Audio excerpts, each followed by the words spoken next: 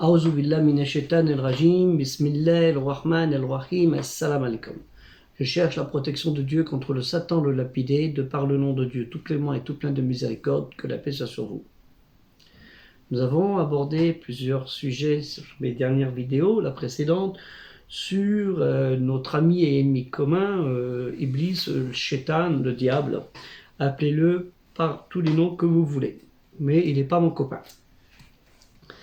Nous avons parlé aussi des invocations, des recommandations de faire avec assiduité les prières et surtout de bien comprendre le sens de ces prières, telles le Fatiha, comme je vous l'ai expliqué dans les sourates. Et nous avons vu aussi dans les vidéos précédentes le complément qu'il y a entre l'Ancien Testament, le Tanakh, sur les écrits, l'Ancien Testament, et sur les prophètes et des livres tels les psaumes. Et nous avons, là je vais aborder un sujet qui est important, parce que sinon, pour certains, ceux qui rentrent dans le méchant, dans le mal, dans la haine, dans la violence, sans comprendre le sens et la valeur de la parole de Dieu, Kalimati Allah, on ne va pas y arriver. Pour vous, donc ce livre que je vous invite à lire, c'est Péché et guérison, d'Ibn al-Qayyim, qui est intéressant. Et nous pouvons voir dans ce livre des thèmes comme à la page 83, un péché en appelle un autre. Les péchés sèment leurs propres graines et donnent naissance à leurs semblables, jusqu'il soit difficile aux serviteurs de s'en séparer, d'en sortir, comme l'a dit un pieux prédécesseur, qu'on appelle les salafs, pas les salafs qu'on a maintenant, ça c'est autre chose. Ils ne méritent même pas de porter ce nom. Faites attention quand même à eux. Un pieux prédécesseur, ça veut dire la première, deuxième, troisième génération du prophète Mohammed, sallallahu alayhi wa sallam, sur lui, salut la paix. Après, il n'y en a plus.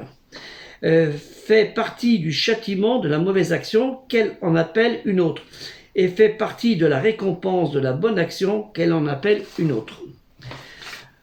Lorsque le serviteur accomplit une bonne action, une autre à ses côtés dit « accomplis-moi également ». S'il le fait, une troisième le demande et ainsi de suite. Ainsi, le profit se multiplie, les bonnes actions augmentent. Et je pourrais aller loin comme ça. Et les péchés retirent du cœur sa répulsion pour eux. Ainsi de suite. Et ça, c'est important, ce livre. Les péchés amènent à l'application des peines légales. Donc on a plein, l'amour sincère implique l'unicité. Donc ce livre, je le recommande.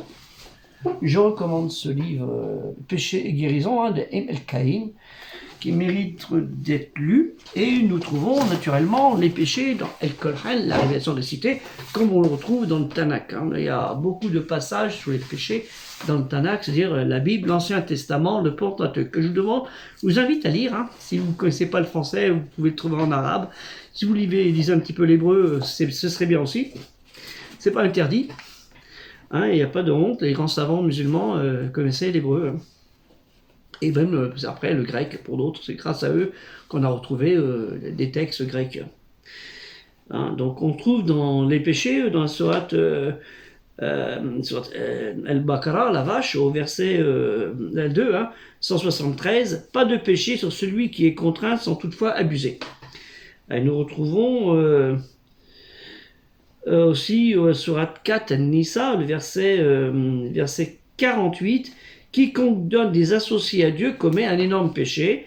Et aussi au verset 111 de ce même sourate, sourate 4 An-Nisa, les femmes, quiconque commet un péché le commet contre lui-même.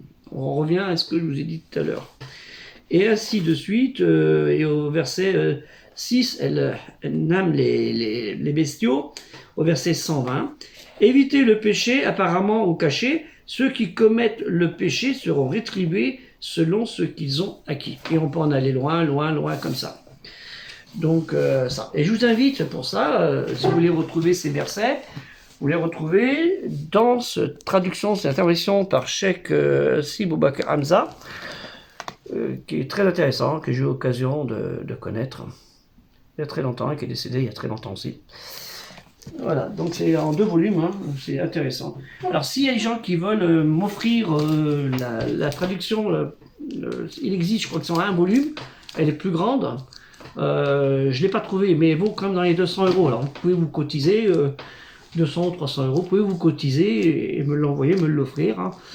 On pourra vous donner le lien pour cela, ou vous le faites livrer directement, on verra bien. C'est ça qu'on leur faire. Donc ça c'est très important à lire ça, et puis vous retrouvez dans les commentaires des 40 hadiths de l'imam An-Nawawi un petit paragraphe à ce sujet, hein, le wafi, hein. Donc ça veut dire l'accompli, si j'ai bien compris, qui dit à la page 296 bon, de cette version, hein, mais je ne veux pas faire de pub, 6, le devoir de prescrire le bien et proscrire le mal, même si on est quasiment certain que cela n'aura pas d'effet. Les savants, hein, les ulama, soulignent que ce devoir s'impose aux musulmans, à l'obéissant dans l'obédience, assujetti à Dieu seul, non engendré qui n'a pas engendré, qu'on dit musulman malheureusement, c'est pas le sens, même si ce dernier sait pertinemment que cela n'aura aucun effet. Ça s'impose. En effet, ce qui est obligatoire, c'est le fait de prescrire le bien et de proscrire le mal aux gens, et non le fait que cela ait un impact positif sur ces derniers, car Dieu, Allah Ta'ala, lui le très haut exalté soit-il, nous dit dans la sourate 88 au verset 21, « Rappelle, car tu n'es là que pour rappeler ». Et il dit aussi, hein, dans la sourate 42 verset 48, « S'ils te tournent le dos, nous ne t'avons jamais envoyé pour assurer leur sauvegarde, car tu n'es venu que pour transmettre. » Et dans la sourate 51, verset 55, « Rappel, car le rappel profite aux croyants. » Donc c'est très important de comprendre cela. Hein, on n'a pas à forcer les gens, à dire « Attention, toi, tu vas y aller. » Non, nous, même un prophète, sallallahu alayhi wa sallam, le plus noble soit-il, hein, avait comme mission de rappel. D'abord, c'est un des mots de Al-Qur'an, le rappel. Hein, c'est pas le Coran qui n'est pas la traduction de Al-Qur'an, la révélation récitée, le récit, l'ikra bismi rabbika, le récit révèle au nom de ton Seigneur. Ce qui est important. Donc, travaillons là-dessus et aidons aussi les jeunes, les moins jeunes aussi à travailler là-dessus, parce qu'il n'y a pas que les jeunes qui ont besoin de réapprendre pour comprendre, parce que sinon ils vont rester dans l'ignorance, et l'ignorance amène à la haine et à la violence, et elle peut être tapée dans les 2 courants, et nous le voyons actuellement avec des événements malheureux qui se passent et qui nous font honte à nous, croyants, quelle que soit notre religion. Hein, on n'a pas notre rôle, c'est de faire passer le message que Allah il a donné à ses messagers, que nous sommes aussi ces transmetteurs de cet héritage du message révélé à tous les prophètes. Que la paix de Dieu, le salut, soit sur eux tous.